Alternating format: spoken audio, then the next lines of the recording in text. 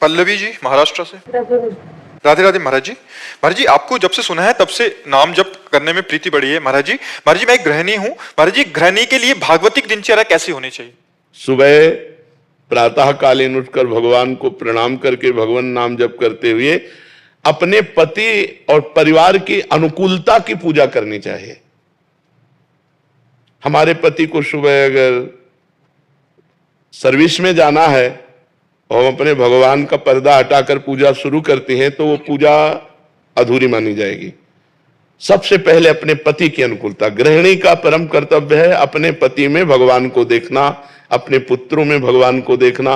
पुत्रों को स्कूल जाना है, पति को सर्विस जाना है, तो सबसे पहले हमारी पूजा की तैयारी होनी चाहिए। अपने पतिदेव को संतुष्ट करके खिला पिला के उनका टिफिन तैयार करके उनको भेजा, पुत्रों को स्कूल भेजा, फिर अपनी दिनचर्या। लेकिन ये दिनचर्या करते हुए हम नाम जप कर सकते हैं। हम रसोई बना रहे, राधा राधा राधा राधा, हम सोहनी लगा रहे, राधा राधा राधा, पात्र मार्जन कर रहे, राधा राधा राधा। तो गृहिणी की सर्वोत्तम पूजा है अपने परिवार की अनुकूल परिस्थिति उपस्थित करते हुए कहीं किसी भी तरह का झगड़ा, कोई परेशानी, किसी भी तरह की असंतुष्टता ना आते हुए नाम जप करते हुए करे। और जब वो चले गए तो अपने ठाकुर जी को उठाया, ठाकुर जी की श्रृंगार किया, ठाकुर जी की सेवा की, इस भाव से चले। वो ये ध्यान रखे कि भगवान सब में है, केवल मूर्ति में ही नहीं है।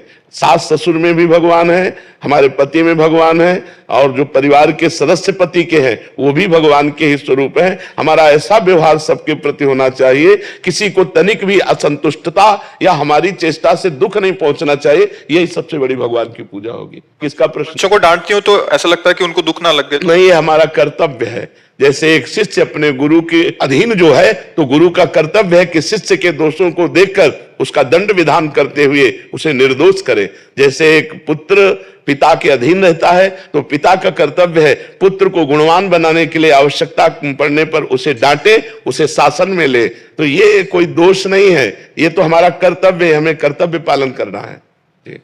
आदर्श श्रीवास्तव जी मुंबई से। राधे राधे। राधे राधे महाराज जी। महाराज जी, इनका भी सेम प्रश्न है। कह रहे कि जब ऑफिस में किसी कर्मचारी को दंड देता हूं तो मन जलता है कि जब भगवान सबको क्षमा कर देते तो मुझे भी क्षमा कर देना चाहिए, तुम क्यों दंड? भगवान सबको क्षमा नहीं करते, नहीं तो ये सब किसी को कर्म भोग भोगना ही ना पड़े।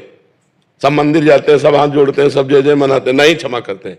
क्षमा तब करते हैं जब कोई आर्त भाव से कि अब लो नसानी, अब ना नसो, आज तक किया, हे परमात्मा आज के बाद कदापि नहीं करूंगा और निरंतर नाम जप करूंगा, सही चलूंगा, तो भगवान कुछ दिन देखते हैं और फिर उसको क्षमा कर देते हैं। अगर ऐसे कोई गलती नहीं करना चाहता, गलती करने का स्वभाव नहीं है, लेकिन स्वाभाविक संयोग के साथ गलती पड़ गई और हम अधिकारी पद पर हैं और हम देखते हैं कि इसका गलत स्वभाव नहीं है, गलत करना भी नहीं चाहता, संयोग के साथ गलत हो गया, तो छोटा मोटा दंड देकर उसे क्षमा कर देते हैं। या हम आगे उससे गलती ना हो ऐसी बात कह के उसे क्षमा कर देते हैं। लेकिन जिनका स्वभाव ही है अपराध करना, गलतियां करना, उनको क्षमा नहीं करना चाहिए।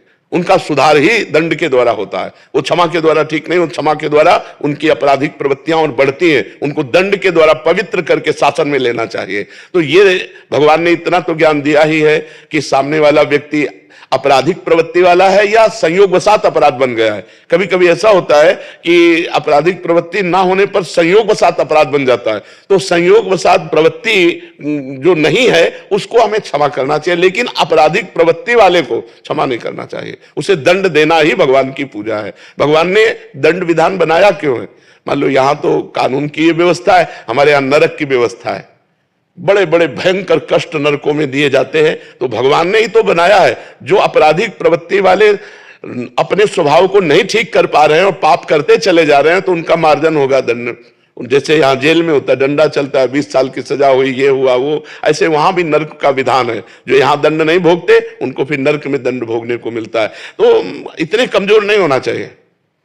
हर जगह क्षमा नहीं, हर जगह क्षमा काम नहीं करती, कहीं कहीं दंड विधान काम करता है। अब आपराधिक प्रवृत्ति नहीं है, उसे क्षमा करने के लिए तो हम भी राजी हैं कि एक बार क्षमा करना चाहिए। अगर भूल चूक हो गई, गलती हो गई, कोशिश करना चाहिए, उसे बचाव पक्ष में लेना चाहिए। लेकिन जिनकी प्रवृत्ति है छल कपट अपराध प्रमाद स्थिति, धर्म के विरुद्ध आचरण करना, ऐसों को दंड देना चाहिए। दंड से ही उनकी बुद्धि शुद्ध होती है। उसमें आप बिल्कुल निर्विकार रहिए और ऐसों पर दया भी ना कीजिए, क्योंकि विधान विधान है। अगर ज्यादा दया करेंगे तो आप अपने कर्तव्य से च्युत हो